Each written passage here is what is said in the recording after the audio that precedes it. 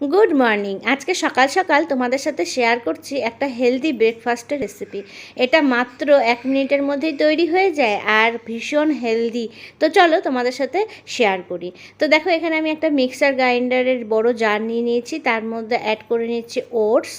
এরপরে এর মধ্যে সাথে সাথে সব রকমের ফ্রুটস, যেমন এখানে আছে স্ট্রবেরি, খেজুর, কলা, কিশমিশ, তোমরা আরও কিছু ফ্রুটস চাইলে অ্যাড করতে পারো। তো সব কিছু অ্যাড করে দিয়ে এর মধ্যে অ্যাড করে দিচ্ছি এবার দুধ। মাঝে মাঝে সকালে এরকম ব্রেকফাস্ট করলে কিন্তু শরীরটাও ভীষণ ঝরঝরে থাকে আর ভীষণ হেলদি। তো এরপরে এর মধ্যে আমি অ্যাড করে দিচ্ছি হানি। তোমরা চাইলে স্কিপও করতে পারো, আবার অ্যাডও করতে পারো।